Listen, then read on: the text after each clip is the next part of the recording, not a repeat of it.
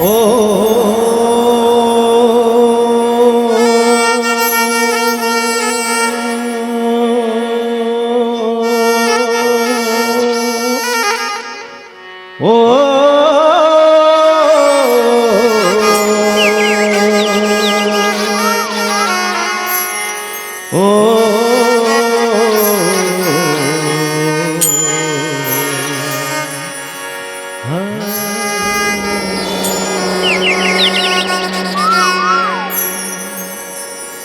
एक दंताय लंबोदरा गौरी सुतम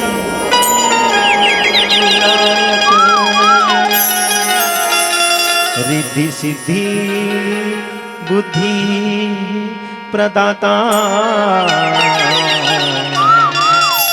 गणपति नमस्तुते। धन्य धन्य यह देश को और धन्य लोहत्तर धन्य धन्य यहाँ के नर नारी ला भैया जो लेवते राम कांवर धाके घोरम राजा सुन ले मोर गुहार। रामचरित्र के आसन में भूले रख दे मोरे लाज लखन सिया चंद्र।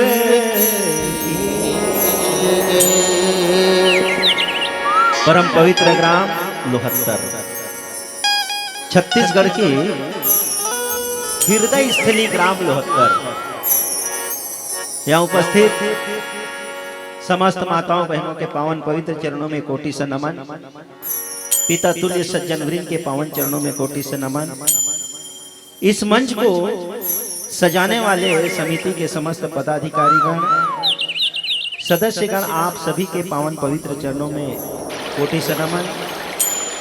इस मंच को सुंदर रूप से संचालन करने वाले छत्तीसगढ़ मानस मंच के सफल मंच संचालक आदरणीय मेरे बड़े भैया आपके भी पावन पवित्र चरणों में कोटि से नमन।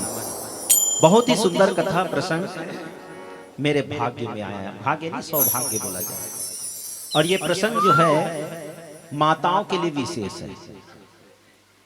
दोहा नंबर 28 अयोध्या कांड कि भूप मनोरथ सुभग बन सुख सुबिहंग समाज भीलिनी जिमि छाड़न चहती वचन भयंकर पार। ये जो प्रसंग है झपटा मारने का प्रसंग है कि भीलनी जिमि छाड़न चाहती वचन भयंकर बाज। बाज एक ऐसा पक्षी है संचालक जी, कहां से आता है किधर से आता है कब आता है पता नहीं चलता और आता है सीधा झपट के ले जाता है। भूप मनोरथ राजा दशरथ जी के 3 मनोरथ। राजा दशरथ जी के 3 मनोरथ। एक मेरा बेटा राम राजा बने, दूसरा मेरी अयोध्या संसार की राजधानी बने और मैं राम राज्य का संस्थापक बनूं। ये 3 उनके मन में मनोरथ रूपी पक्षी चहचहा रहे थे। और अचानक कैकेयी की वचन रूपी बाज आई और वो तीनों पक्षी को झपटा मार के ले गए। बहुत ही सुंदर प्रसंग है, बहुत ही सुंदर प्रसंग है। आप लोग बड़ा ध्यान से सुनिएगा। और ये प्रसंग को प्रारंभ करने से पहले एक छोटा सा भजन लेते हैं। प्रेम से बोलो राजा रामचंद्र की जय। सुनो भाई सुनो बहना राम शरण में रहना राम शरण में रहना। आपके यहाँ एक से एक मानस मंडली आ रही है और आएगी। मैं मानस मंडली वालों के चरणों की धूल के बराबर भी मेरी औकात नहीं है। सौभाग्यशाली हूँ कि आप लोग मुझको बुला लेते हो और खाने के लिए दे देते हो, ये धर्म मंच मेरे को प्रदान कर देते हो। इससे बड़ा मेरे जीवन में सबसे बड़ी खुशी और कोई दूसरी चीज आप लोग का आशीर्वाद मुझे बुला लेता है। तो सुनो भाई सुनो बहना राम शरण में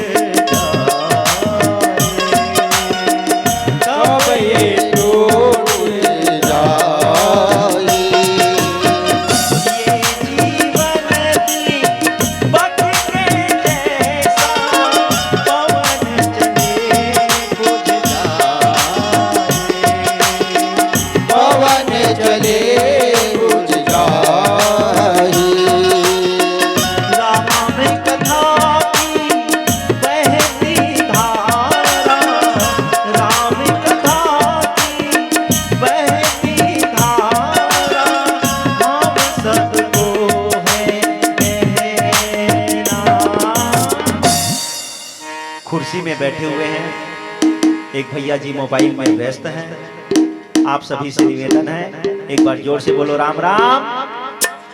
जोर से बोलेंगे राम राम। राम राम। मोबाइल देखने वालों से भी मेरा निवेदन है, एक बार जोर से बोलेंगे राम राम। राम शरण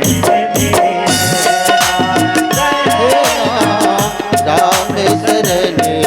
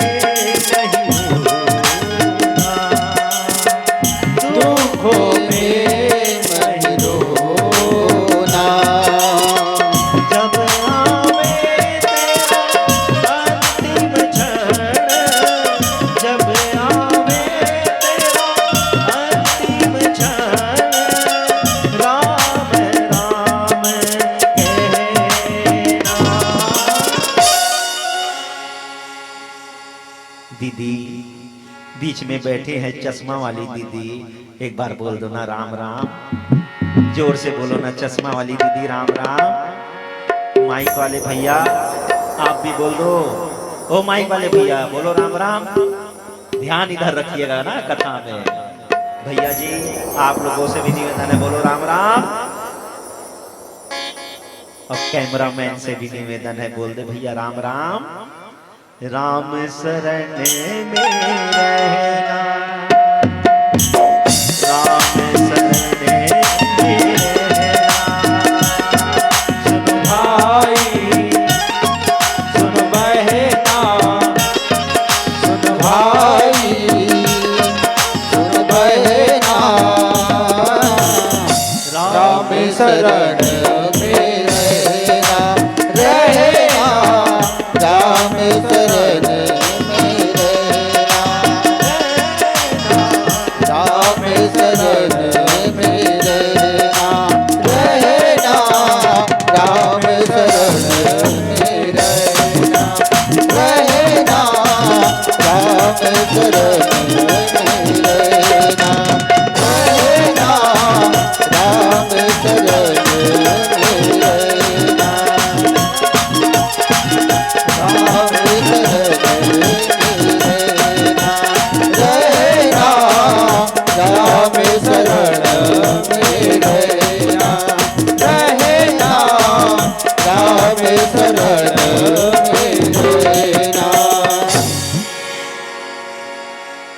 कैसे ताली वाली नहीं बजाओगे क्या?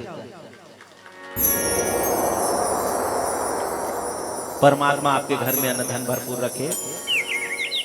राजा दशरथ जी के मन में ये विचार क्यों आया कि राम को राजा बनाए?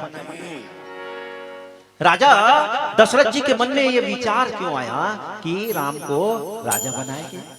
एक दिन की बात है, सभा में बैठे हुए थे, उनके सिर की जो मुकुट है बार बार आड़ा तिरछा हो रहा था, इधर खसकता था फिर इधर खसकते थे, फिर राजा दशरथ जी ठीक करते थे, फिर खिसकता था। क्या बात है? तो अपने सभासदों में एक जने को बोले कि मुकुर लाओ। मुकुर का मतलब होता है आईना। आईना को मंगवाए और आईना को आईना से देखते हैं। मुकुर से अपने आईना से अपने चेहरे को देखते हैं कि राव सुभाव मुकुर कर लीना। अपने चेहरे को देखते हैं तो देखते क्या है, मुकुट तो आड़ा तिरछा हो रहा था, लेकिन कान के बाल का पास का जो केस है, बाल है, वो सफेद हो चुके थे। तब राजा दशरथ जी को मन में विचार आया और मुकुट को कहते हैं, अरे मुकुट, आज तू आड़ा तिरछा क्यों हो रहा है? जब मेरे केस श्याम रंग के थे तो बड़ा स्थापित रहता था। आज मेरे केस सफेद रंग के हो गए हैं तो तुम इधर उधर उधर उधर आड़े तिरछे हो रहे, खसक रहे हो। इसका मतलब यह है कि तुमको सफेद केस पसंद नहीं है, तुम्हें श्याम केस पसंद है। ऐसी बात है तो मेरे पूर्वजों के धरोहर तुमको ऐसे मस्तक में स्थापित करूंगा जिसके केस ही नहीं, जिसके प्रत्येक अंग श्याम रंग के हों। कि नील सरोरोह नीरमणि नील नील श्याम। भगवान राम को सौंपने का विचार करते हैं और अपने सभासदों के बीच में बात रख देते हैं कि मैं राम को राजा बनाऊंगा। और सभी तैयारी होने लग जाती है और राजा दशरथ जी मन में बड़ा विचार करते हैं कि मेरा सौभाग्यशाली हूं कि मेरा बेटा राम राजा बनेगा, मेरी अयोध्या राजधानी बनेगी। कितना दिन से मेरा इंतजार था कि मेरे बाद मेरे वंश को चलाने वाला, मेरे राज को चलाने वाला कोई आ जाए। आज मेरा वो मौका आ गया। कितने वर्षों से मेरा इंतजार था, ये आज इंतजार की घड़ी समाप्त हुई। क्या कि जिसका मुझे था इंतजार और जिसके लिए मन था बेकरार, वो घड़ी आ गई आ गई। मेरा राम बनेगा राजा, अयोध्या में बजेगा बाजा। मेरा राम बनेगा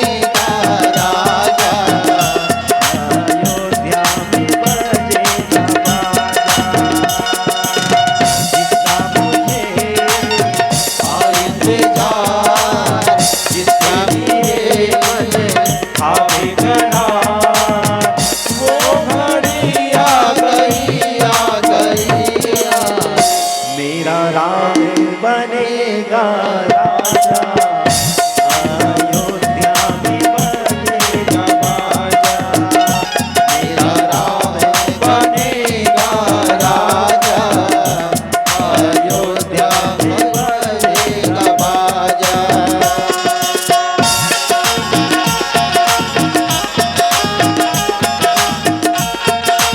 राजा दशरथ जी आज मनोरथ पूरा होने जा रहा है। दिन तिथि तैयार हो गई और क्या हर राम राम को हर राजा राम को राज्याभिषेक होगा।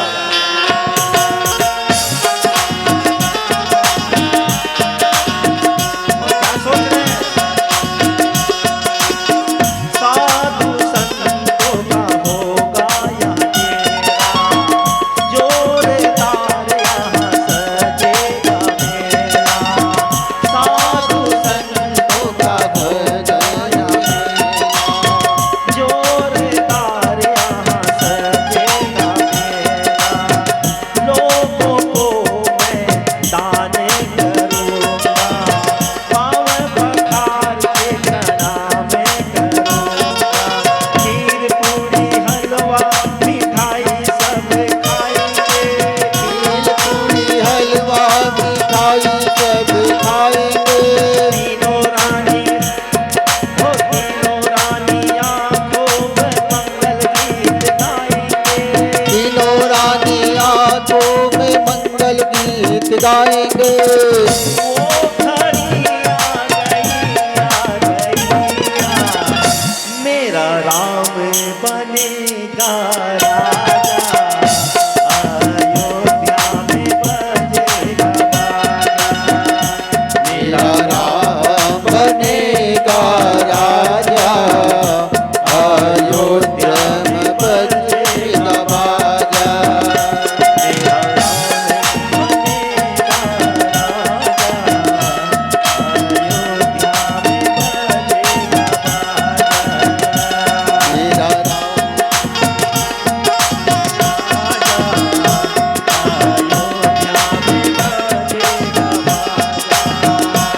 मेरा राम बनेगा राजा,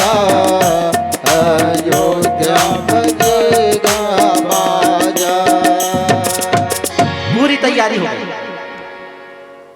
जिस प्रकार आपके लोहत्तर में कितना सुंदर पंडाल सजा है, भगवान का राम का मंच सजा है, भगवान राम का दरबार सजा है, इतना सुंदर भोजनालय आप लोगों ने तैयारी किया है और गांव-गांव से मानस मंडली आ रही है और आप लोग सभी मानस मंडली को दूर दूर से मानस मंडली को बुलाकर भरपेट भोजन कराकर एक परम धर्म मंच आप ये पवित्र मंच प्रदान कर रहे हो।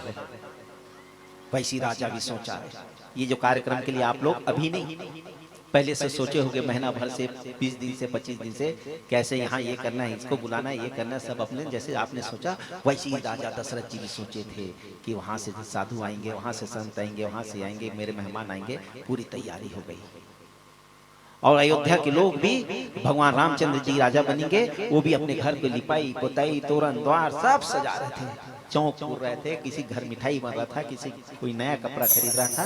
पूरे तरीके से वहां से अयोध्या में खुशी की छाई। लेकिन रानी राजा दशरथ की 3 रानी में मंझली रानी थी जिनका नाम था कैकेयी, उसकी दासी का नाम था मंथरा।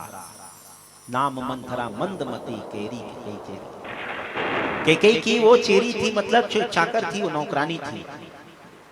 कहते हैं मंथरा वो अयोध्या की नहीं थी, रानी कैकेयी के साथ दहेज में आई थी और वो सवेरे सवेरे घूमने निकली, कुबड़ी थी, घूमने निकली तो देखती क्या है, अयोध्या को बड़ा सजाया जा रहा है, लोग बड़े मंगलमय हो रहे हैं, सब अपने अपने घर को लीप पोत रहे हैं, कोई तोरण द्वार सजा रहा है, कोई चौक फोड़ रहा है, किसी घर मिठाई बन रहा है, किसी घर मेहमान आ रहे हैं जा रहे हैं। क्या बात है, आज का अयोध्या को इतना क्यों सजाया जा रहा है?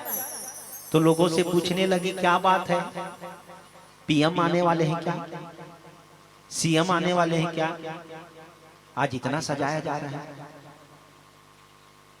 तो 73 वालों ने बोला पीएम नहीं आएगा ना सीएम आएगा, तो कौन आएगा? RAM आएगा। बोले राम आने वाला है। भगवान राम राजा बन के आने वाले हैं, उनकी तैयारी कर रहे हैं। जैसे ये सुनी मंथरा मन में खटास होने लग गया। मंथरा एक ब्रह्मज्ञानी महिला थी। स्वामी अखंडानंद जी महाराज के लिखित के अनुसार वो राम राज्य के पक्ष में नहीं थी। वो राम राज्य नहीं, भरत राज्य लाना चाहती थी।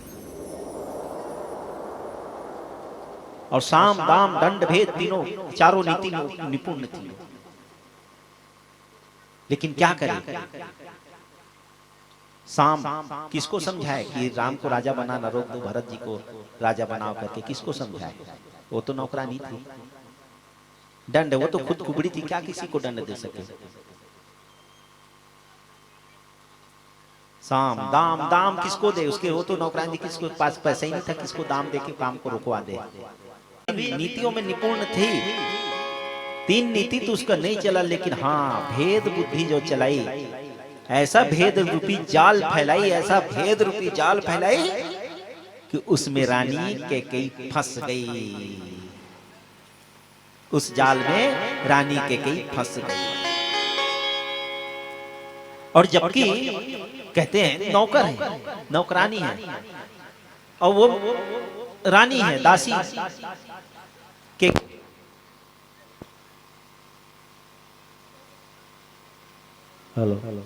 कैकेयी की दासी थी मंथरा। और रानी जैसा कहेगी वैसा नौकरानी, मतलब दासी करनी चाहिए। लेकिन यहाँ ऐसा उल्टा हुआ भेद रूपी जाल के चक्कर में फंसी हुई थी कि दासी जैसा कह रही है, रानी वैसा कर रही है। और रात भर नींद ना आवे।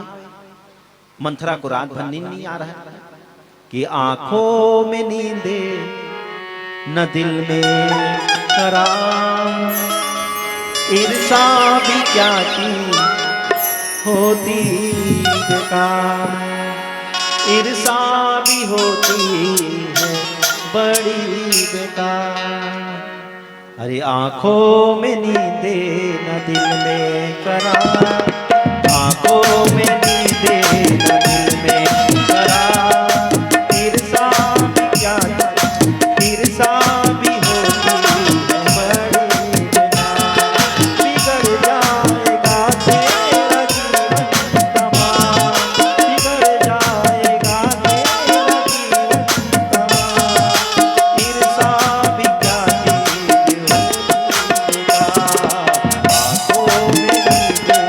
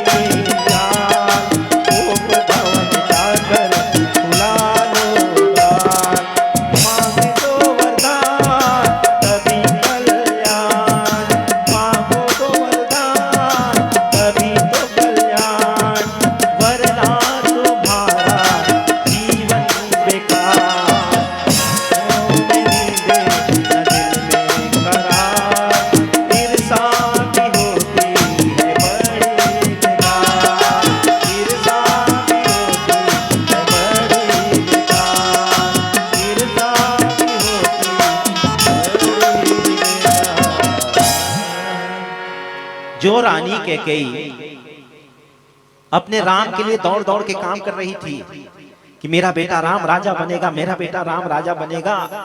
भरत और राम में जरा सा भी भेद नहीं समझती थी। स्वामी अखंडानंद जी महाराज के बुक में यह भी लिखा है कि भरत से ज्यादा राम को चाहती थी, अपने बेटा भरत से ज्यादा राम को चाहती थी।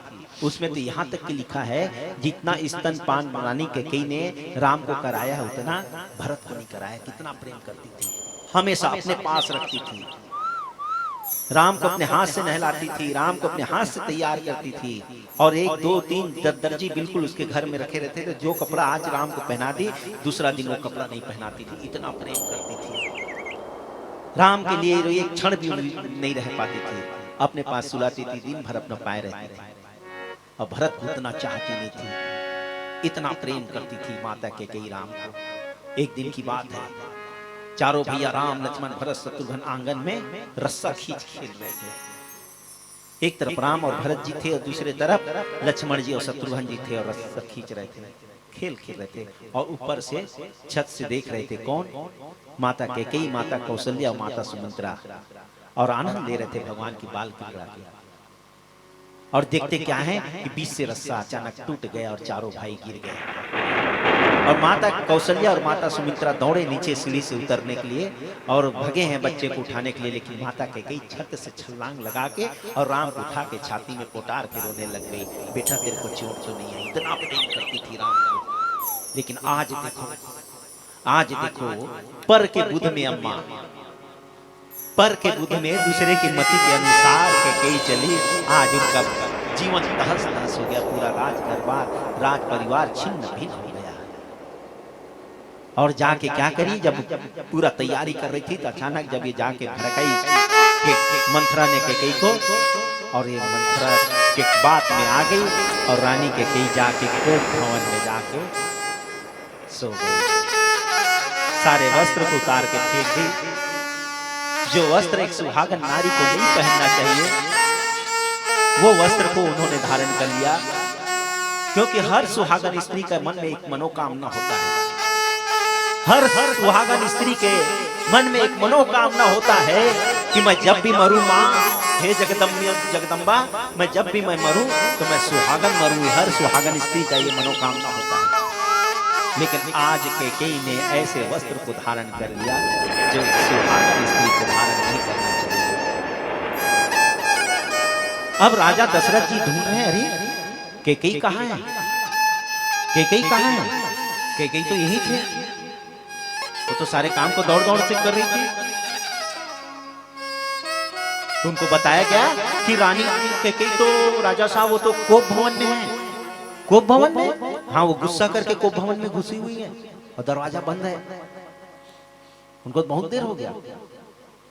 ये जब बात सुने राजा दशरथ जी कि कोप भवन सुनी सके उराऊ, राजा दशरथ जी संकोच करने लगे। अरे मेरी प्रिय रानी दौड़ दौड़ के सारे कार्य को कर रही थी, राम राजा बनेगा कितना खुशी मना रही थी, इनको क्या हो गया? कौन किसने क्या बोल दिया? भय बस परई न पाए, संकोच कर रहे हैं, डर रहे हैं, भय कर रहे हैं और मन में विचार कर रहे हैं, लेकिन विचार से बात को जान ही नहीं पा रहे हैं कि क्या किसने क्या बोल दिया। और डरते डरते डरते डरते कोप भवन जाते हैं और रानी कैकेयी की स्थिति को देखते हैं और बोलते हैं, हे सुमुखी, हे गजगामिनी, हे पिकवचनी, ऐसे बड़े बड़े शब्दों से संबोधित करते हैं राजा दशरथ जी अपनी रानी कैकेयी को। लेकिन वहां रे कैकेयी मुंह फुला के बैठ गई। क्या बात है रानी, क्या बात है, किसने तुमको क्या बोल दिया, क्या बात है? तो रानी बोलती है, राजा साहब याद करो, आप मेरे 2 वरदान लग रहे हो। देवासुर संग्राम में मैंने आपकी सहायता की थी और आप मेरे 2 वरदान लग रहे हो। हाँ बिल्कुल, तो मेरा 2 वरदान दीजिए। तो बोले अभी बात क्या है, इतना गुस्सा कौन है, क्यों किए हो भाई, किसने तुम्हारा अनहित सोचा कि अनहित तोर प्रिया के किसने तुम्हारा अनहित बोल दिया, क्या बोल दिया जो आज इतना गुस्सा हो कि हाँ कि घुस गया अचानक। मैं कुछ नहीं जानती, मेरे 2 वरदान को दीजिए, मेरे 2 वरदान दीजिए मुझे कि मेरे 2, अरे मेरे वरदान दो अब राजा, अरे नहीं तो बजने दूंगी बाजा। पहले मेरे वरदान दीजिए, नहीं तो मैं ये बाजा जो बज रहा है ना अयोध्या में राम के उत्सव की, मैं बाजा रोकवा दूंगी, बाजा बजने नहीं दूंगी। अरे मेरे वरदान अब दो राजा, नहीं तो बजने दूंगी बाजा बाजा बाजा, मेरे वरदान अब दो राजा, नहीं तो बजने दूंगी बाजा।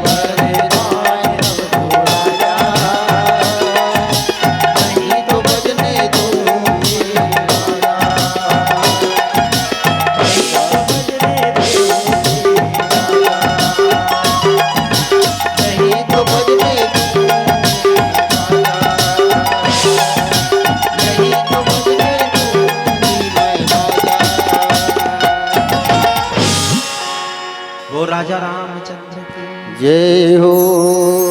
दो वरदान मांगी रानी कैकेयी ने।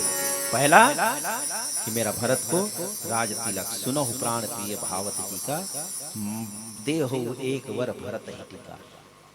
और दूसरा वरदान मांगती क्या है? दोनों हाथ जोड़कर अपने राम के लिए 14 वर्ष के लिए वनवास मांगती है कि मांगू दूसर वर कर जोड़। दोनों हाथ को जोड़ के रानी कैकेयी कैसे हृदय में पत्थर रखी होगी राम के लिए कि मांगू दूसर वर कर जोड़ी पूरहुनाथ मनोरथ। मेरा मनोरथ पूरा करे राजा साहब। क्या कि तापस वेश विशेष उदास। तापस के वेश में राम 14 वर्ष के लिए वनवास को जाए अयोध्या को छोड़ के। 14 वर्ष राम वनवास। 14 वर्ष के लिए राम वनवास को जाए ये बोले। और ये बात जैसे ही सुने हैं तो राजा दशरथ सहम गए। कुछ बोल नहीं पा रहे थे, कुछ कह नहीं पा रहे थे। गया सहामी नहीं कहीं कछुआ, कुछ कह नहीं पा रहे। इतना बड़ा वरदान, वो भी रानी कैकेयी राम के लिए इतना बड़ा वरदान। जनु सचान बन झपटे उला। इसका मतलब ये हुआ कि मेरे मनोरथ रूपी पक्षी को बाज ने आके झपटा मार दिया। मैंने पहले ही कहा था ये झपटा का समझ। मेरे मनोरथ रूपी पक्षी को इस ये बाज ने कैकेयी रूपी वचन जो बाज है वो झपटा मार दिया। और कुछ बोल नहीं पा रहे थे। रानी कैकेयी को कहते हैं हाथ को सिर में रख के पछताते हैं। बोलते क्या है कि माथे हाथ मोदी दौलोचन। दोनों आंख को मूंदे और सिर में हाथ को रख तनु धरी सोच लागू जन। मन में नाना प्रकार की सोचे, इसके मन में इतनी बुरे ख्याल आई कहां से। और रानी कैकेयी को कहते हैं तू ये जो वरदान मांगी रही है तू कुछ सोची है, समझी है? क्या कह रही है? तुझे थोड़ा बहुत भी होश है? अरे मांगा है वरदान तूने सोचा ना विचारा है। मांगा है वरदान अरे कहना मेरा मान वो तो तेरा भी सहारा है। मुझे जान से भी प्यारा है। मांगा है वरदान। रानी ऐसा वरदान मांग रहे तो मन में जरा सा भी विचार नहीं आया? कितनी बड़ी बात बोल रहे हो। अरे मांगा है वरदान, मांगा है वरदान तूने सोचा ना विचारा है। मांगा है वरदान तूने सोचा है विचारा है। कहना मेरा मान तूने, अरे कहना मेरा मान वो तो तेरा भी सहारा है। तेरी आँखों का तारा है। मांगा है वरदान तूने सोचा विचारा है। मांगा है वरदान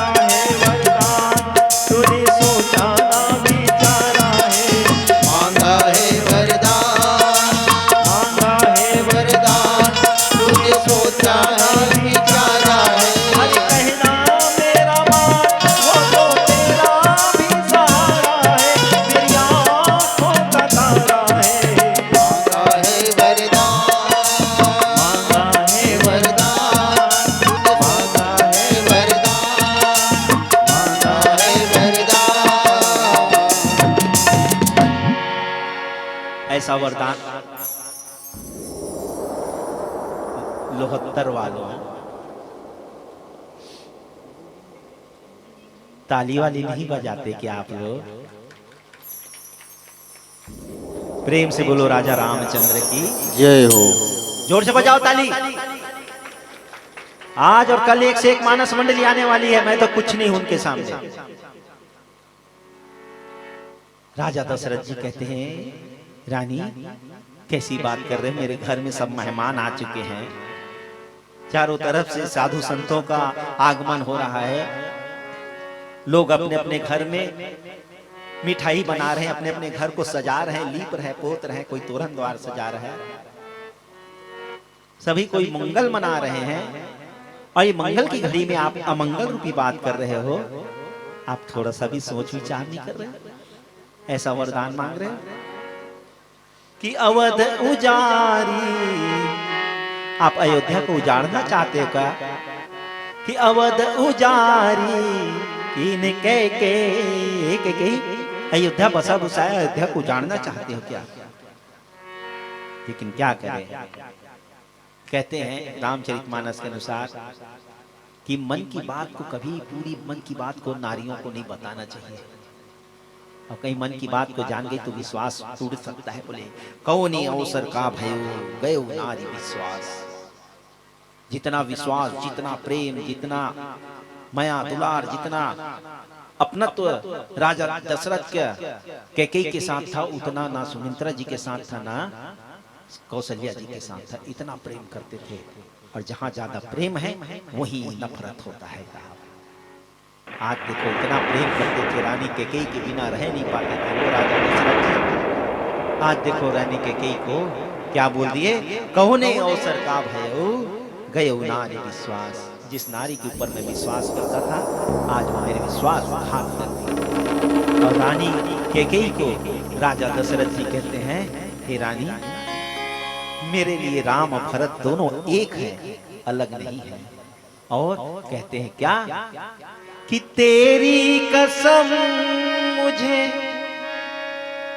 राजा दशरथ जी अपनी रानी कैकेयी को कह रहे हैं क्या कि तेरी कसम मुझे राम भरत में कोई भेद नहीं है। राजा भरत बने इस बात का भी मुझे खेद नहीं है। प्राणों से प्यारे चारों लाल, प्राणों से प्यारे चारों लाल हो, प्राणों से प्यारे चारों लाल। क्या कह दिया है मेरे राम ने, कुछ तो विचारो एक बार हो, कुछ तो विचारो एक बार।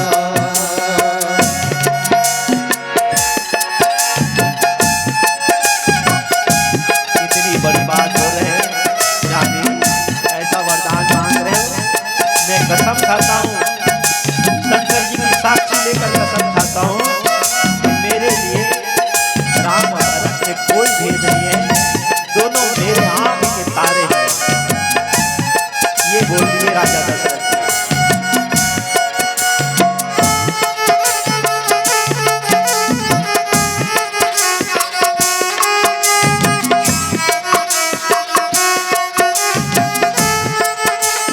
यहाँ तक के बोलिए राम और भरत मेरे दोनों आंख के तारे हैं। मैं शंकर जी की कसम खा के कह रहा हूँ, मोरे भरत राम तो आखी, सत्य कहाओ करी शंकर साक्षी। शंकर जी की साक्षी लेकर मैं कह रहा हूँ, मेरे राम और लक्ष्मण दोनों में, राम और भरत मेरे आंख के तारे हैं। और तुम लोग 14 वर्ष के लिए राम को मेरे चला, मैं राम के बिना एक क्षण भी नहीं रह पाऊंगा, मैं राम के बिना नहीं जी पाऊंगा। अब मैं ये वरदान को वापस ले लो, अपने वरदान को वापस ले लो। राजा दशरथ जी अपनी रानी कैकेयी से विनती कर रहे हैं, क्या इतने दिनों तक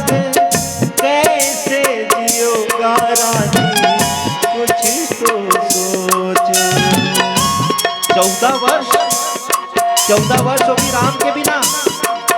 नहीं नहीं रानी, मैं 14 वर्ष का, मैं 14 दिन भी अपने राम के बिना नहीं रह पाऊंगा। इतने दिनों तक कैसे जीऊंगा रानी, कुछ तो सोचो, अब भी समय है, ओ गज कामनी वर को वापस ले लो, अब भी समय है, ओ गज कामनी वर को वापस ले लो।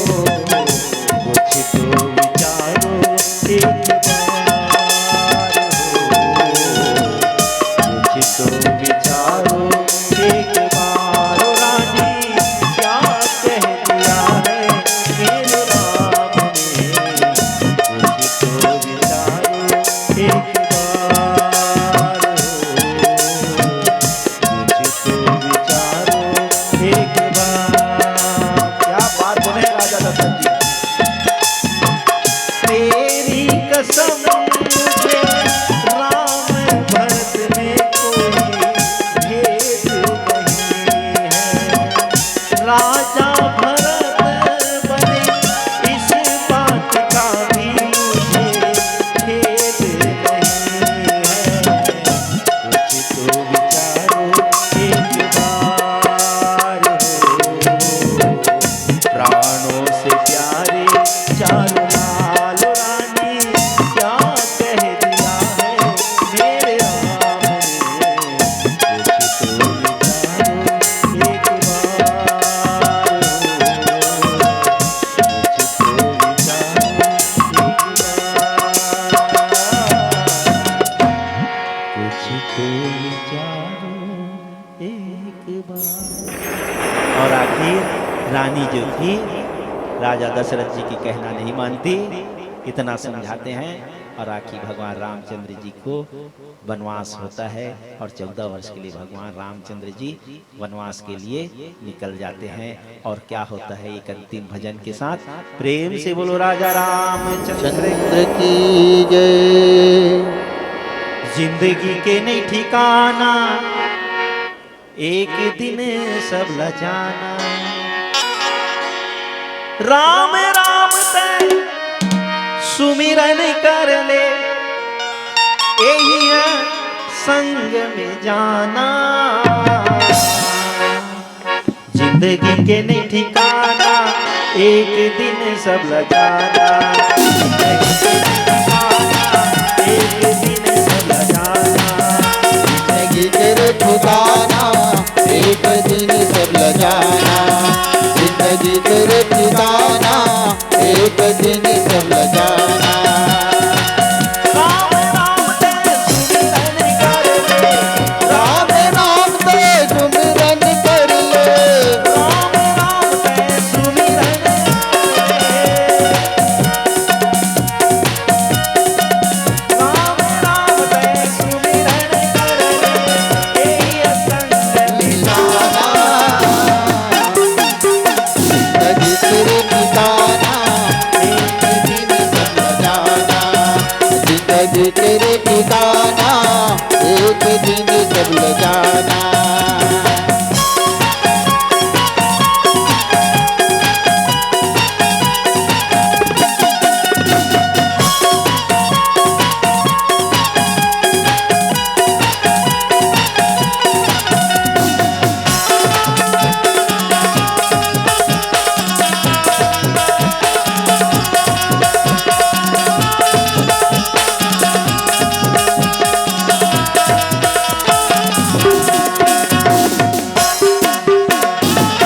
कंकड़ चुन चुन महल बनाए, लोग कहे घर मेरा, कंकड़ चुन चुन महल बनाए, लोग कहे घर मेरा, ना घर तेरा ना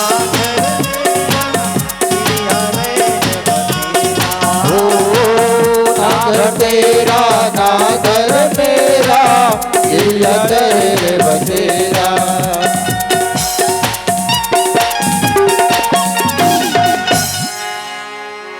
एक कबीर साहिब की वाणी है, कंकड़ चुन चुन महल बनाए, लोग कहे घर मेरा, और ना घर तेरा ना घर मेरा, चिड़िया रैन बसेरा। बोलो साहेब बंदगी। साहिब। अब थोड़ा सा बच्चों लोगों के लिए, ये रामचरितमानस है अम्मा। क्या है ये? जोर से बोलो। मेरे को भी लगे कि हाँ, मैं सभी जागृत अवस्था के श्रोता समाज के सामने सत्संग कर रहा हूं। जोर से बोलिए, क्या है ये? रामचरितमानस है ना? जोर से बोलो। हाओ। पता है रावण कहां रहता था? जल्दी बताओ अम्मा, रावण कहां रहता था? लंका में। अम्मा लोगों के लिए ताली बजाओ। बिल्कुल सही उत्तर। अब ये बताओ, लंका कौन सी धातु की बनी थी? हैं? सोने का। बिल्कुल सही उत्तर। ताली बजाओ अम्मा लोगों के लिए। अब आप लोग बताओ, बीच में बैठे हैं चश्मा वाले भैया, जल्दी बताओ, लंका सोने की बनी थी। कैसा सोना था वो? कैसा सोना? नहीं मालूम? अरे 24 कैरेट ओरिजिनल सोने का। रावण जिस घर में रहता था अम्मा, वो घर का जो दीवार उठा था ना, वो दीवार के नीचे में जो नेव में पत्थर लगा था, वो सोने का था। क्या का था? और दीवार में जितने ईंट लगे थे वो भी, जोर से बोलो, मियार मुर्गा कार खपरा वो भी, दरवाजा गुजर सकरी फैका शटर वो भी। लेकिन संचालक महोदय जी, रावण जिस खटिया में सोता था, वो खटिया का खुरापाटी भी सोने का था। क्या का था? सोने का था। रावण की जो पत्नी थी मंदोदरी अपने रावण को सवेरे ब्रेकफास्ट कराती थी, दोपहर में लंच कराती थी, और रात में अरे डिनर कराती थी। वो थाली, वो चम्मच, वो प्लेट, वो कटोरी, वो गिलास, वो भी सब सोने का था। और चश्मा वाले भैया, सवेरे रावण उठता था, हकन के खाया रहता था रात को, और सवेरे उठता था और लोटा लेके जाता था, प्रेशर जाता था। वो लोटा भी सोने का था। लेकिन लोहत्तर वालों, रावण सोने के घर में रहता था, सोने के थाली में खाता था, सोने के पलंग में सोता था, और सोने की लोटा लेके जाता था। लेकिन एक बात ध्यान रखना, सोने की लंका में रहने वाला रावण जब मरा तो एक मासा सोना भी उसके साथ नहीं गया। अम्मा, तो हमारे साथ क्या जाएगा? कुछ जाने वाला नहीं है। इसीलिए कबीर साहिब ने कहा है, क्या कंकड़ चुने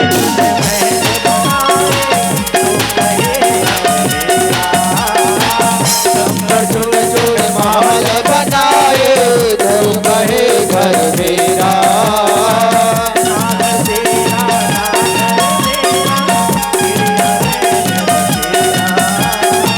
ना घर तेरा ना घर मेरा, चिड़िया रहे बसेरा।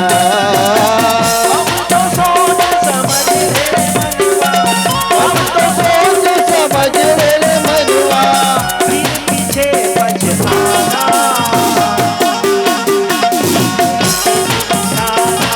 एक दिन सब जाना, जिंदगी तेरे ठिकाना, एक दिन सब जाना, जिंदगी ठिकाना, एक दिन सब जाना, एक दिन सब जाना, एक दिन सब जाना, एक दिन सब जाना, एक दिन सब जाना।